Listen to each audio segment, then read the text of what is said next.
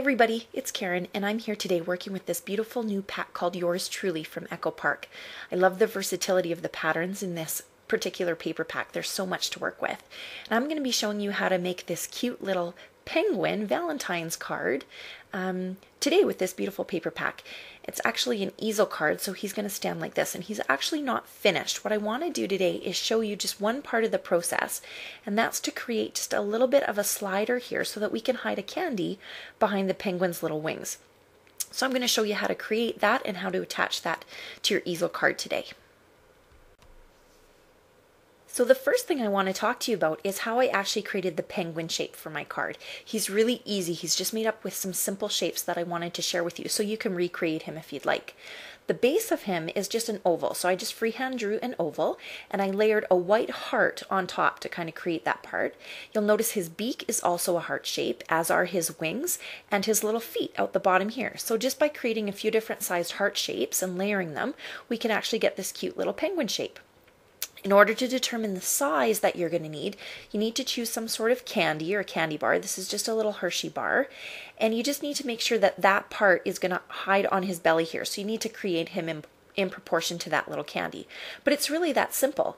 You can see I've just also attached him onto an easel here, and the easel card shape, and then I've just trimmed off the square top here just so that his head is kind of the only thing that we see when he stands up. I didn't want the square kind of shape behind him. So we're going to go ahead and make that slider now. I'll show you how that part's done. Okay, so let's talk about the materials that you'll need for this project. Once you've chosen your candy bar, you need to cut a piece of pattern paper that takes into account the dimensions of your little candy bar. So this little guy happens to be 1 inch wide and 2 inches tall. So I'm going to cut a piece of paper that is 3 inches in length. So you want to make sure that it's going to wrap all the way around.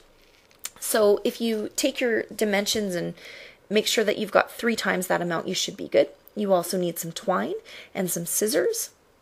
And then you're also going to need some adhesive to hold your sleeve in place and hold it closed, and then something to pierce a hole as well.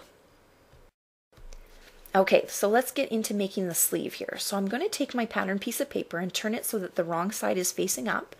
I'm just going to put my little candy right inside here, just about in the middle there.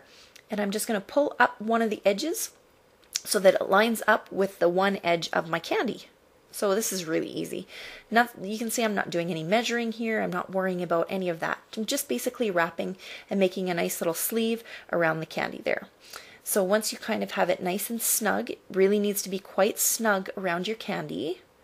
You're just going to take some of your adhesive, and actually I think I'll use my bigger version of this glue pen, and get lots of adhesive on here because you don't want this to fall apart or come apart as your recipient is working with the sleeve. And then just make sure everything's lined up and just pull your piece of paper over. And now the sleeve is essentially complete. I'm just going to press this in place while the glue adheres a bit. And I'm just going to trim off the little bit of an extra edge that I've got here. There. And my sleeve is complete. That easy.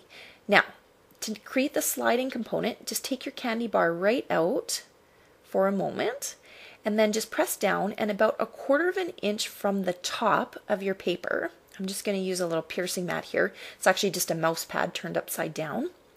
I'm just going to take my piercer, and about 1/4 of an inch from the top, right in the middle, I'm just going to poke a hole that goes through both the front and the back of this particular sleeve. So you can see that the piercer goes all the way through. Just make sure you've got a nice clean hole there. And now what I need to do is just cut a piece of twine that's going to act as the pulling component on the slider. And just rough measurements here, I'm just going to take about 2 times the length of my kind of the height here that I've created for my sleeve, and I'm just going to double that. That will give me lots to be able to slide with, create the slider, and also be able to tie. I'll just snip that off. And now here's the only tricky part of this process, and that's actually getting this twine through the hole that you've created. You don't want the hole to be too big on such a tiny little slider, so you might just have to kind of work a little bit harder to get the twine through there. You could also thread it through a needle if you wanted to. Here we go. I think I'm actually going to just use my piercer here and see if I can help my piercer just to push things through. Oh, there we go. That's working. So we'll just push the twine here through a little bit. One more time. There we go. I've got a little piece of the twine sticking up here, so I'm just going to pull that twine through. And then we're going to pull it through so that it's about halfway. You've got about half of the twine on each side of the little sleeve that you've created. Just pop that open, and all you're going to do is take your little candy and just slide it down. You can see that it's pulling the twine through. Mine isn't quite in the middle anymore, so I'm just going to pull this out again and make sure my twine is even. That's just going to make it so that it's just easier for me to tie. Okay, that looks a little bit better there. Okay, so I'm just going to tie the bow here at the top, and the bow is going to keep the candy bar in place.